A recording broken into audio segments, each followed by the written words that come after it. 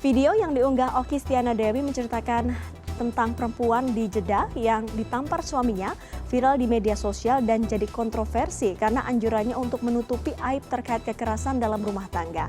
Sementara di Indonesia, kekerasan dalam rumah tangga termasuk sebagai tindak pidana. Kasus kekerasan rumah tangga juga mendominasi laporan yang diterima Kementerian Pemberdayaan Perempuan dan Perlindungan Anak pada tahun 2021. Dan malam hari ini kita akan bahas bersama Alimatul Kiptiah, Komisioner Komnas Perempuan. Sebenarnya kami juga telah menghubungi pihak Okky Stiana Dewi untuk meminta tanggapan, namun hingga saat ini tidak ada respon ya. Dan saya akan sapa Bu Alimah. Selamat malam Bu Alimah. Selamat malam, Mbak. Ya Bu Alimah, terima kasih sudah bergabung bersama kami pada malam hari ini. 2 hari terakhir sudah trending video yang di-upload oleh Okky Stiana Dewi di sosial media. Apa respon pertama Komnas Perempuan ketika melihat video tersebut? Ya, terima kasih. Kalau kita melihat secara tekstual apa adanya yang disampaikan di video itu, paling tidak mengesankan 3 hal. Ya. Yang pertama adalah seolah-olah tidak masalah suami itu memukul istri.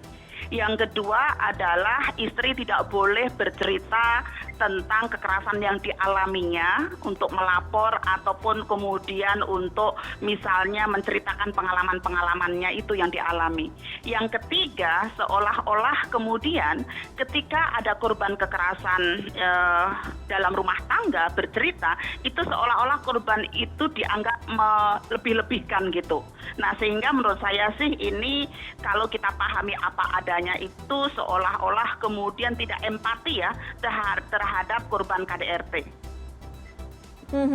Tapi Bu Alimah, memang harus kita berkata jujur bahwa kalau kita membaca sosial media, melihat komentar, ada yang pro, ada juga yang kontra. Artinya publik terbelah.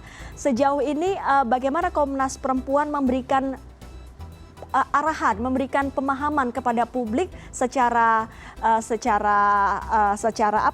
objektif begitu ketika ada kekerasan dalam rumah tangga?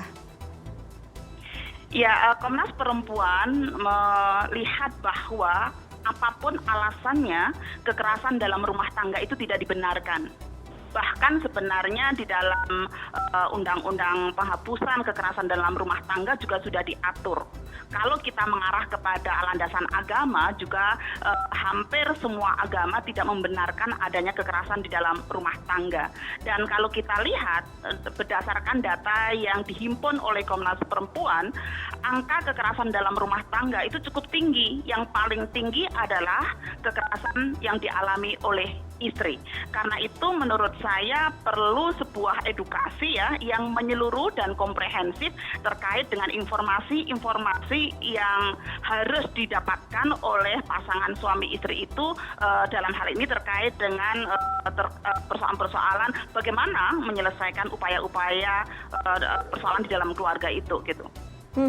Tadi Ibu menyebut bahwa agama juga melarang, tapi apakah Komnas Perempuan melihat faktor-faktor lain, misalnya faktor budaya yang kemudian menjadikan wanita harus menahan diri begitu, seakan-akan harus menahan diri untuk tidak melaporkan kekerasan dalam rumah tangga? Ya, menurut saya memang ada budaya-budaya yang seolah-olah membiarkan ya perempuan itu untuk kemudian menerima pasrah apa yang dialaminya. Oleh karena itu sebenarnya ini juga perlu diubah ya, bahwa kita perlu melakukan edukasi kepada perempuan untuk melakukan komunikasi asertif dan berani speak up untuk menceritakan persoalan-persoalan yang dialaminya. Nah, kita menceritakan persoalan itu bukan untuk sesuatu yang tidak menyelesaikan masalah ya, tetapi kita bercerita untuk mencari menyelesaikan persoalan-persoalan itu untuk diselesaikan begitu. Sehingga nanti harapannya tidak akan terjadi lagi ya kekerasan di dalam rumah tangga itu. Meskipun sudah ada Komnas Perempuan, kemudian banyak juga orang yang sebenarnya bisa mengeluarkan isi hatinya, menceritakan di sosial media, tapi juga tidak sedikit yang menahan diri. Kalau Komnas Perempuan lihat bagaimana perlindungan secara hukum dari regulasi atau undang-undang yang sudah dibentuk begitu untuk melindungi wanita dari ancaman KDRT?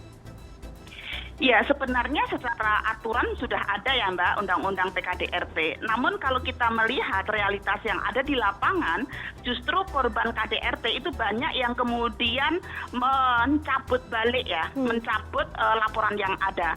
Kita ketahui bahwa sebenarnya di dalam siklus KDRT itu kan memang mengalami siklus yang bisa kita lihat ya. Misalnya adanya ketegangan yang terjadi antara suami dan istri.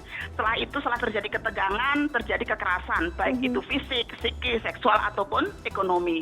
Selanjutnya juga kemudian setelah terjadi ketegangan itu terjadi kekerasan, kemudian biasanya mereka ada bulan madu, ada minta maaf, begitu mohon maaf ya saya menyesal gitu-gitu ya. Nah kemudian hubungan kembali membaik ya, tetapi kemudian nanti akan terjadi lagi gitu.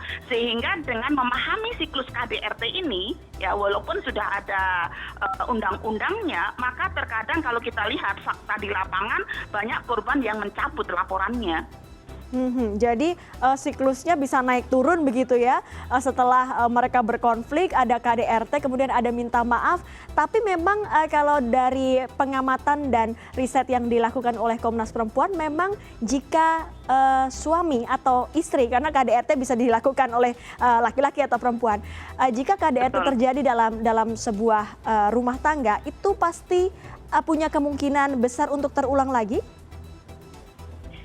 Ya, biasanya akan mengalami keberulangan ya, kalau itu dibiarkan. Dan biasanya intensitasnya itu semakin besar ya, kekerasan yang dilakukan itu semakin besar. Misalnya kekerasan yang pertama hanya gebrak meja misalnya ya, nanti yang kedua bukan hanya meja lagi yang digebrak gitu, pipinya yang dipukul, nanti akan bertambah terus begitu kalau kemudian tidak segera diselesaikan persoalan KDRT itu gitu. Nah ini tamparan suami ataupun pelaku ya, walaupun memang namanya kita KDRT itu kan tidak selalu ya korbannya itu perempuan, walaupun kebanyakan korban adalah perempuan dan pelakunya adalah laki-laki, tetapi tidak di dalam prosesnya ya itu akan terjadi kekerasan-kekerasan seperti itu, dan semakin lama kayak seperti bola salju itu Mbak, semakin lama semakin besar dan tingkat kekerasannya semakin tinggi. Nah itu, ada grafis, ada minta maaf, nanti diulangi lagi, dan kemudian orang sudah mulai sangat bebas ya mengeluarkan ekspresi atau pendapat di sosial media, termasuk video dari Okky Stiana Dewi yang juga ini membelah pendapat netizen. Apakah dari Komnas Perempuan punya punya rencana untuk berdiskusi mungkin dengan Okky Stiana Dewi, karena kita tahu bahwa Okky Stiana Dewi adalah orang yang didengar karena Okky adalah orang yang terkenal begitu.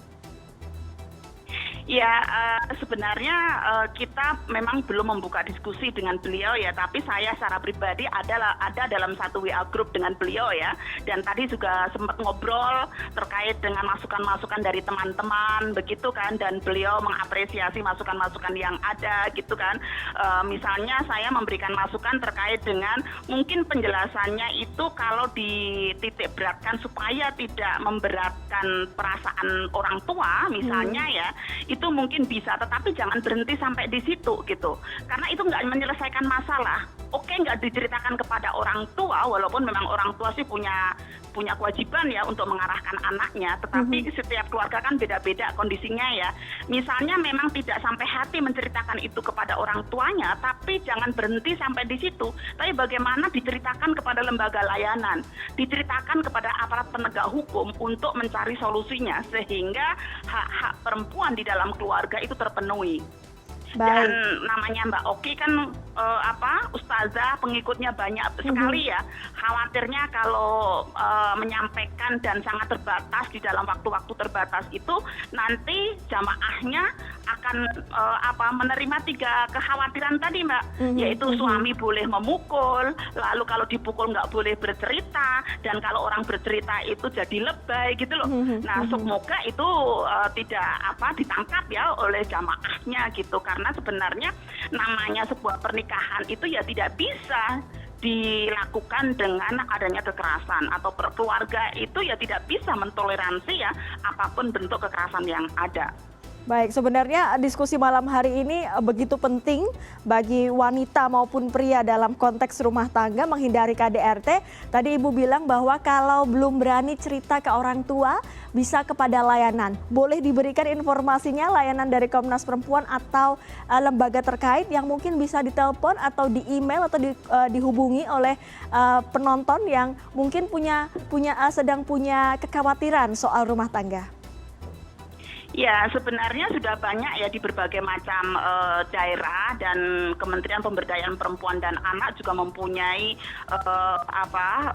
perwakilan-perwakilannya ya di berbagai macam daerah untuk kemudian membuka layanan-layanan yang ada. Dan juga sebenarnya yang non pemerintah juga ada, misalnya kalau di Jogja yang saya tahu Women Crisis Center Rifka Anissa, kemudian juga lembaga-lembaga layanan yang lain ya, termasuk juga di ormas keagamaan saya tahu di misalnya di Aisyah juga ada, di Muslimat juga ada, di kelompok-kelompok yang lain juga ada gitu kan.